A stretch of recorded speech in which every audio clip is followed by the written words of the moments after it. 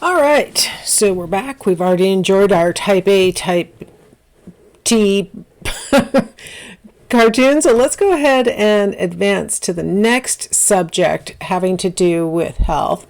And we're going to take a very short optimism pessimism scale. And when I say very short, I don't know how much shorter it can get. 2 items. The first one says, optimists are people who look to the future with confidence and who mostly expect good things to happen. How would you describe yourself? How optimistic are you in general? And you answer on this scale from 1 to 7. 1 is not at all optimistic. 7 is very optimistic, and you can pick any number in between. So go ahead and pick a number that represents your degree of optimism. Then the second question is, pessimists are people who are full of doubt when they look to the future and who mostly expect bad things to happen. How would you describe yourself? How pessimistic are you in general? Again, it's going to be on a scale ranging from 1, not at all pessimistic, to 7, very pessimistic. So go ahead and pick a score that represents your degree of pessimism. All right, and that's the scale. Don't have to add anything, don't have to reverse anything. This is the scale. So you don't even have to add them together because research has been showing that optimism and pessimism are actually independent characteristics. So it's not necessarily what we often think about as it being sort of a continuum from an optimistic person to a pessimistic person. You can be a very optimistic person and a little bit pessimistic. You could be a little bit optimistic and a little bit pessimistic. You can kind of be in between. And I think part of what we're going to be ultimately finding out as we do more research in this area is that it kind of depends on what a person is talking about, whether they're optimistic about something or pessimistic about something. It's sort of context dependent, not necessarily a stable trait. But having said that, when we measure optimism and we measure pessimism, we talk about people who are neutral, who are sort of optimistic, sort of pessimistic, depending on the context. What we find is that there is a correlation between those characteristics and then the probability of developing coronary heart disease. So they measured people's personality trait, not necessarily with the scale I just gave you. I just gave you that one as a quick one. And they found that people who scored in the pessimistic range had a higher probability of developing coronary heart disease. Neutral people were in the middle, and optimists were the least likely. So it doesn't mean necessarily that a personality trait causes coronary heart disease, but there may be some association between personality traits and then sort of lifestyle choices and other factors that could make you at higher risk for coronary heart disease. Now, we've been talking about stress, and I wanted to illustrate the relationship between stress and illness. So here we have on the x-axis the person's score on a psychological stress index. And so lower numbers mean that they're experiencing less stress, higher numbers mean more stress. And then they all volunteered to be deliberately exposed to a cold virus by taking actually a swab that contained the cold virus, and it was placed in their noses and like rubbed around trying to get them to catch a cold. And they found that the more stress the person was under, the higher the probability that they would actually contract a cold in this situation. Now, what's interesting is the people with the highest level of stress only had a less than 50% chance of actually developing a cold. And so that means immune systems work pretty well, don't they? Even if a person is under a lot of stress. But this, this very strong correlation that we're seeing here shows you that there is a sort of an immune depleting component to stress, that being under even psychological stress can actually interfere with your physical functioning. So how does it work? Why is there this relationship? Well, for one thing, when you have persistent stressors and negative emotions, it can lead you to engage in unhealthy behaviors that increase the probability that you're going to have some kind of illness. So, smoking and drinking and not eating properly and not getting enough sleep and these kinds of things can lead to illness on their own. So the relationship in this part of the graph is showing how persistent stressors and negative emotions can lead you to do stuff that then harms your health. But then there's also the actual physical effect of the stress, right? So persistent stressors and negative emotions cause you to release stress hormones. The stress hormone that you secrete is called cortisol. And what it usually does is causes your body to do a whole bunch of things to help you cope with the stress. And that general adaptation syndrome that we talked about before, where you were designed for very brief stressors. And so normally you release some cortisol, it causes the cascade of all those other stress responses to occur. You deal with the stressor and then you're over it. Everything's fine. We're back to normal. But in our modern everyday life, you don't necessarily have conclusion to your stressor. It's something that you might have to face every day. It's just an ongoing thing. And so the release of the stress hormones can then become harmful. So what can the hormones do? Well, they can lead to heart disease by, chronically slightly elevating your blood pressure, slightly elevating your heart rate. Just like chronically slightly elevating those things can lead to, in the long run, these harmful effects that would actually manifest as disease. Like we've been talking about, it can suppress immune systems so that you're more vulnerable to contracting contagious illnesses. It also makes you more vulnerable to non-contagious things that you might pick up in the environment, not from another person, but from surfaces and things like that, like bacteria and things like that. And you're less effective at fighting those things off when you're under stress. And then finally, you've got what are called autonomic nervous system effects. So the autonomic nervous system is the part of your nervous system that gets you ready for a fight or a flight. And so it's the part of the brain that controls the heart rate and the, shutting down of digestion during the stressor and, all those things.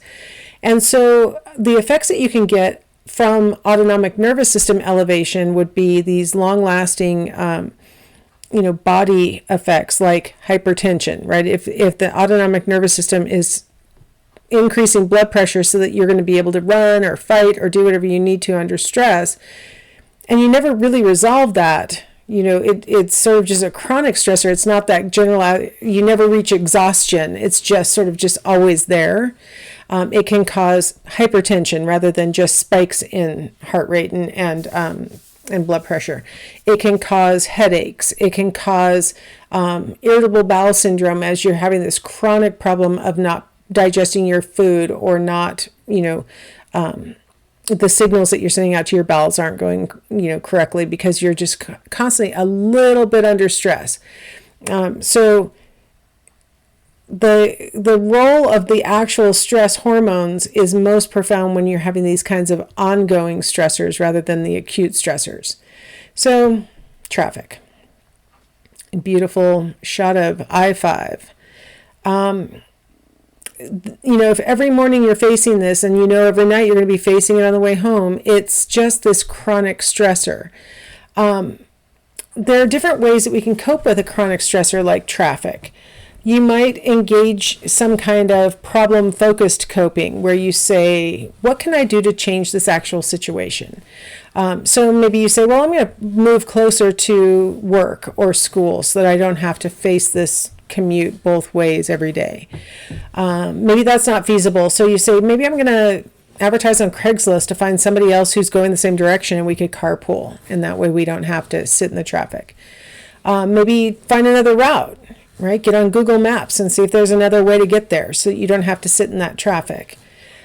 So problem-focused coping is a strategy that actually makes the problem go away and reduces the stress. Like actually by focusing on the problem, your stress goes away because the problem may have gone away. With emotion-focused coping, you, instead of trying to change the situation, you attend to your own emotional needs. So you say, okay, well, it is what it is. There's nothing I can do about this, so I'm going to at least make the best out of this traffic situation, and I'm going to listen to a book on tape. Or I'm going to use this time whenever the cars aren't moving to meditate. Or I'm going to enjoy my commute by singing with the radio and getting myself into a good mood. Like this is going to make it better in the long run. So with emotion-focused coping, you accept that the situation can't be changed, and instead you change your reaction to the situation so that you're less likely to experience it as a stressful situation. I know when I was commuting in really heavy traffic like that, I couldn't move. I couldn't find a carpool partner. There was like nothing I could.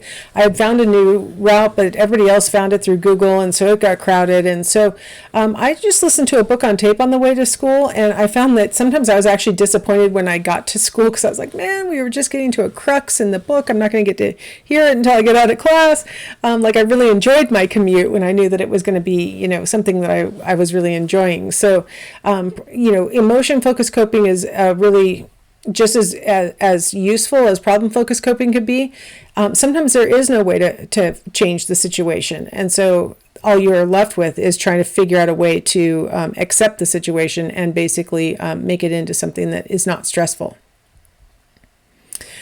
All right, now there's something that's been, really gaining traction a lot, which is this concept of resilience. That, some people, even though they face very stressful situations or they come from very difficult backgrounds or other things, thrive anyway. And, a lot of our explanations for what should happen, go by the wayside when we say, wow, some people really are resilient and they really can cope even in very negative situations. They don't seem to succumb to the stress as much. So what factors affect this kind of resilience? Well, one is what we call perceived control. Perceived control refers to not that you actually have control, but that you think you have control over your outcomes. Here we have an example of an experiment that involved rats. And so what you're seeing is all 3 rats are in identical boxes. They all have a wheel that they can spin with their paw. They're all sort of held in that little area, so they can't roam around that box. They have to be in that little area. Their tails are all through a little loop. In the box on the left and the box in the middle, that loop actually can be electrified so that the rat is delivered a shock to their tail. For all of us who love rats, and I had 2 rats of my own, 2 little pet rats when I was growing up, I just want to reassure all of us that the shock was a very mild shock, but not, it's startling to have even a tingle of a shock is startling. So the rats weren't physically harmed by the shock, but the surprising nature, the unpredictable nature of it made it something that they didn't enjoy. So they wanted to make it stop.